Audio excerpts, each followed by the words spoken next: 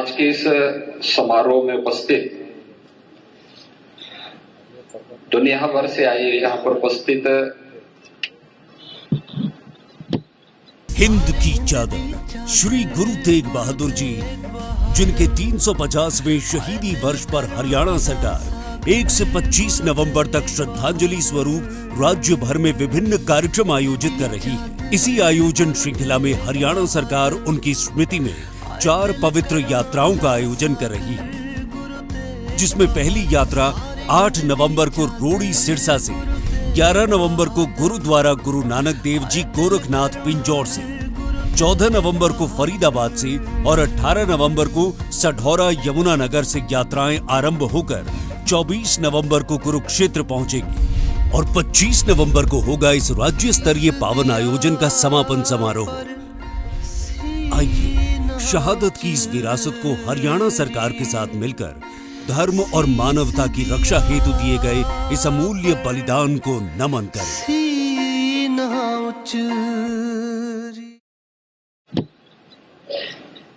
मुख्य न्यायाधीशगण, उप मुख्य न्यायाधीशगण और present and farmer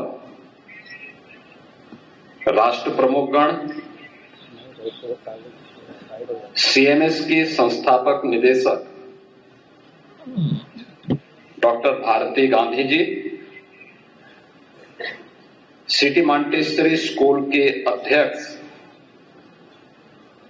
doctor Roger Kingdon, CMS के प्रबंधक प्रोफेसर गीता गांधी किंगडन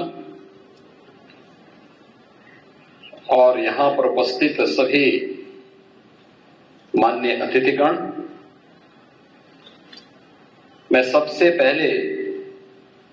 इस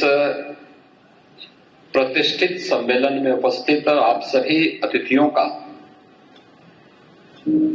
देश की आबादी के सबसे बड़े राज्य उत्तर प्रदेश की राजधानी में आगमन पर उत्तर प्रदेश सरकार और उत्तर प्रदेश के नागरिकों की ओर से हृदय से मैं स्वागत करता हूं, आप सबका अभिनंदन करता हूं।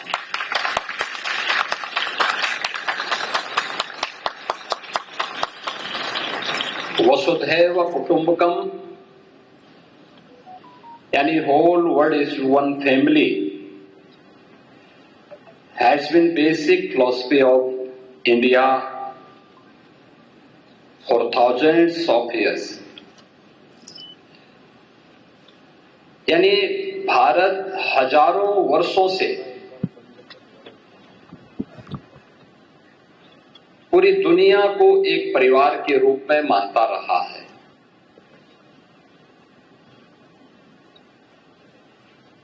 यह भारत की न केवल एक भावना रही है, बल्कि दुनिया का कोई मत, मजहब या संप्रदाय नहीं जिसे उसके संकट के समय में भारत ने शरण न दी हो, भारत ने उसे आगे बढ़ने और उसके संरक्षण में अपना योगदान न दिया हो। आज के इस अवसर पर जब हम दुनिया भर से जुड़े हुए न्यायविदों के सम्मेलन के उद्घाटन सत्र में यहां पर उपस्थित हुए हैं, इस अवसर पर सीएमएस लखनऊ के संस्थापक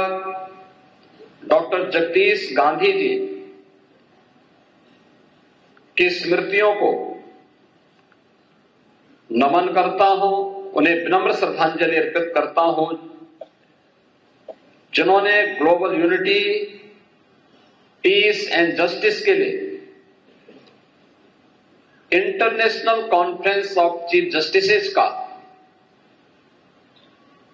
पिछले एक लंबे समय से इस कार्यक्रम का शुभारंभ यहां पर किया और एक दूसरे को समझने और उसके माध्यम से एक नया संदेश देने का प्रयास किया था। हमें इस बारे में यह बात कभी विस्मृत नहीं करनी चाहिए कि दुनिया की वास्तव में समस्या क्या है, और कहीं ना कहीं हम जब इसकी तह में जाते हैं तो हमें लगता है कि डायलॉग एक दूसरे के बीच में नहीं है, या किन्हीं कारणों से स्वयं के वर्चस्व को स्थापित करने के लिए डायलॉग को बाधित किया गया। यह कॉन्फ्रेंस अपने आप में डायलॉग का एक माध्यम है। दुनिया के न्यायविदों के माध्यम से दुनिया की मानवता के लिए, उन लोगों के लिए जिन लोगों ने अपना स्वयं का वर्चस्व स्थापित करने के लिए दुनिया में अशांति और अराजकता का सा वातावरण पैदा करने का प्रयास किया है। आज जब हम सीएमएस के इस प्रतिष्ठित प्रांगण में इस मुद्दे पर विचार करने के लिए एकत्र हुए हैं, हमें यूएन की उस घोषणा को भी स्मरण करना होगा जो उन्होंने सस्टेनेबल डेवलपमेंट गोल्स के बारे में दुनिया के राष्ट्रों से आह्वान किया था। सस्टेनेबल डेवलपमेंट गोल्स शिक्षा को लेके, स्वास्थ्य, दुनिया के अंदर कृषि और जल संसाधन के मुद्दे को लेकर, एम्प्लॉयमेंट एंड स्किल डेवलपमेंट के साथ साथ पर्यावरण और वन संपदा की रक्षा करने के